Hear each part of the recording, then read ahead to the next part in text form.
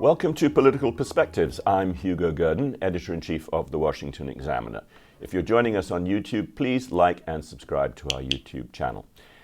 Byron York, as usual, joins me today. And Byron, let's talk about the big event of the week, which was Donald Trump's speech to the United Nations. You told me earlier that it was epic. Why was it epic? Well, I've rarely, first of all, it was kind of long. It was nearly an hour long, but I've rarely seen a speech that so frankly addressed the problems of the world with a president explaining mostly to his allies where he thinks they have gone wrong. Today, just 8 months into my administration, we are the hottest country anywhere in the world, and there is no other country even close. America is blessed with the strongest economy, the strongest borders, the strongest military, the strongest friendships, and the strongest spirit of any nation on the face of the earth. This is indeed the golden age of America.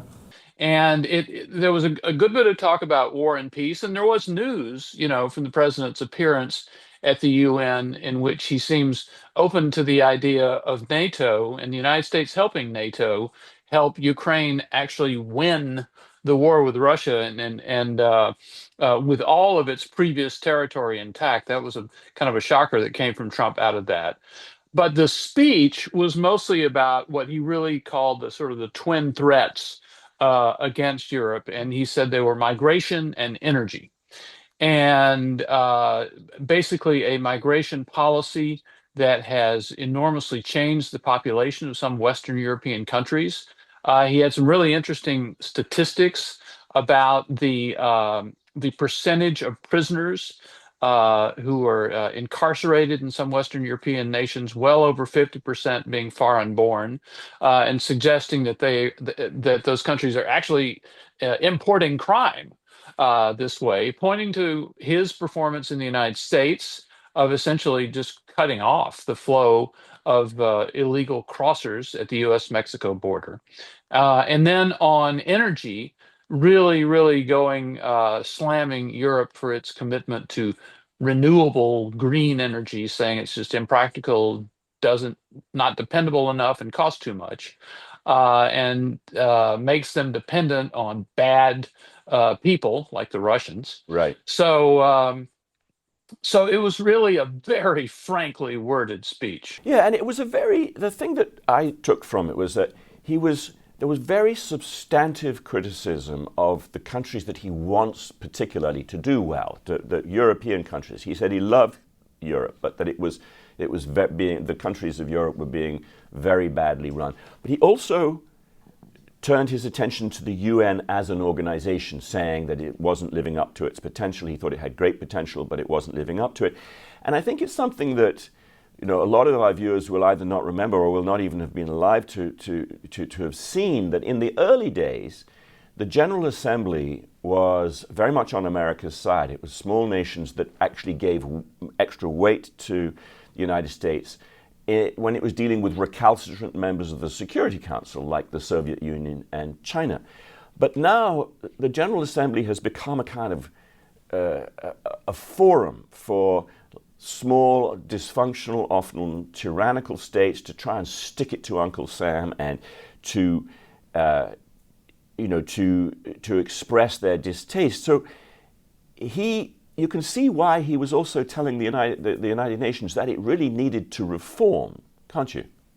Yeah, I think that was a very good description of what was going on. The subtext, in Trump's facial expressions and what he said, everything was, look, I know you don't like me, Right. but I'm telling you, you got to do this. Your nations are going to hell. You need to change before you get there. And I'm trying to help. I do think a subtext of it was I'm trying to help, Right. and it clearly probably a very hostile audience, maybe counting down the days till Trump will leave office. But in terms of migration and in energy, and Trump was, by the way, said a few things in favor of nuclear energy, so he wasn't suggesting that everybody in Europe throw away all their renewables and not have any power at all. Right. And he's also big on coal, which he insists in calling clean, beautiful coal. That is coal that really you can generate energy from it a lot more cleanly than you could a decade or two ago. Right, right. There was an extraordinary incident when he and the First Lady arrived at the UN, when they stepped onto an escalator which was moving and suddenly it stopped. Now, it was reported by the Times of London before that incident took place that there were people at the UN kind of somewhat jokingly saying, oh, when he arrives, we should just turn the escalators off and pretend that we ran out of money. But then it actually happened. So there is some suspicion that this was it was a revealing way. It revealed the way that the sort of petty vindictiveness against Trump that people at the UN like to express. They like to be contemptuous of Trump. It would certainly, if it were deliberate, have been an insult to both Trump and the First Lady, and indeed to the American people. And Carolyn Levitt at the White House said, if that were the case, then the people responsible should be fired. This really does that sort of pettiness really gets to the antagonism between the United States and the rest of the world as collected at the UN, doesn't it? Absolutely. I mean, it could also be dangerous, by the way, if you've ever been on an elevator that's moving and then jolts to a stop, you could fall.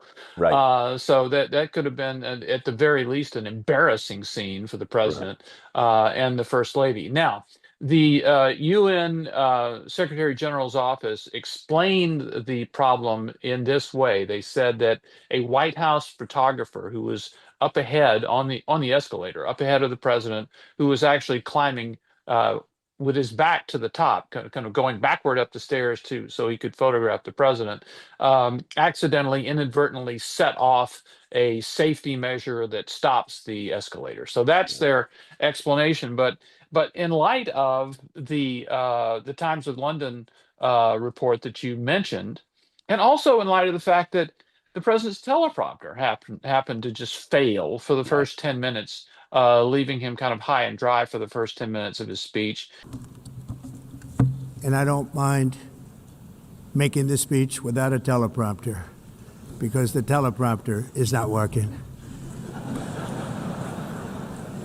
And you got to think that the president's thinking, I'm in New York City. I'm Right. in the United States, but I am not in friendly territory Right, here. right. Senator Mike Lee has a bill in Congress to defund or to remove U.S. funds from the United Nations, which accounts for about 25% of its money. What he said was, these nations, the United Nations, they hate us for free. We don't have to pay them to do that, which is a nice way of putting it. But and President Trump also, he pointed out that the United Nations doesn't just fail to fix some problems, but it actually makes many of them worse. Notably, of course, it enables the terrorist indoctrination of Palestinian children in Gaza. The United Nations refuses to cooperate with Israel and the United States in the distribution of food. UN schools have been used as military bases by the United Nations, by Hamas. And so he pointed those things out, but at the same time, or just shortly after the speech, he spoke with the United Nations Secretary General, and he seemed much more supportive. So where do things stand, do you think, is the administration, does it want to stay engaged with the United Nations? Is it heading for a kind of clash? Is there even any chance of Mike Lee's bill, having some sort of momentum on Capitol Hill? Well, I think I might speak differently of the president himself and the administration. I think there's some people in the administration who would probably like to get out of the United Nations. I don't get that sense from Donald Trump himself. He is a native New Yorker. Since 1945, the United Nations has been there. It's a big part of every year in New York, the General Assembly. And he actually, in his speech, in one of his off the cuff moments, he talked about when he was a developer Right. bidding to renovate the UN building. And he said you could have had beautiful marble floors here if I had Right. done it, for half the price. Right. So, Right. it's something he speaks with some actual affection for. So Right. I just don't see him wanting to withdraw. I do see an approach, maybe something like we saw with USAID in the administration, which is look at the good things that are being done and Right. try to keep doing those and get rid of all the rest. Right. I do think on the issue that you mentioned of U.S. support to the United Nations, why are we paying them for hating us so much? Right. Right. So, Byron, let's switch subjects to Kamala Harris, who is out trying to flog her book, The 107 Days. It seems like she really wanted to settle some petty scores, didn't it? She really did. I've seen some descriptions of this book of saying it's scorched earth and that Harris attacks some fellow Democrats. And we're talking about Josh Shapiro and Gavin Newsom and Gretchen Whitmer and a few possible other rivals in 2028. And, it's not scorched earth. And these aren't really attacks. Right. They're slights, they're slurs. It's really minor stuff. It's the expression on Governor Shapiro's face when he came in, or it's the way that he reacted when a Harris staffer told him to do something. I mean, it's really minor stuff. And so you think to yourself, is this score settling? Why is she even doing this? Yeah. And I think the big picture impression you get, especially from this conversation we're having, is that Trump is doing really big things on a global scale. Right. And Kamala Harris is kind of sniping at her at people she doesn't like. Yeah. So you couldn't get a bigger contrast between the two candidates in the 2024 presidential race. Final question, Byron, and it relates again to Kamala Harris, and I think you're right. There's extraordinary pettiness there, but it seems as though, I mean, perhaps she never had a chance of winning the Democratic primary in a full primary season. But just kind of gratingly irritating and paying off some sort of petty scores. Perhaps it was always a no-hope thing, but I mean, this surely just makes her anathema to the party anyway, doesn't it? It does. It does.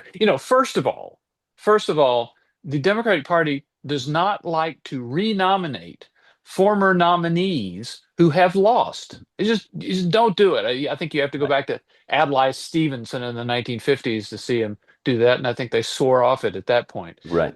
So they just don't do it. So if you lose, if you're the party standard bearer and you lose, that's it for you. You don't get another chance. Right. And so that gets rid of her right there. And second of all, there are so many Democrats who thought she did not do a good job. Now, the title of the book is 107 days, meaning that she didn't have enough time to run a winning candidacy. And if it had been 214 days, it still would have been a terrible campaign because she was a bad candidate. Right. And I think that if you listen to what Democrats are saying on and off the record around the country, they are really ready to move on. They realize that, they thought they should have been able to defeat Donald Trump in 2024. They didn't.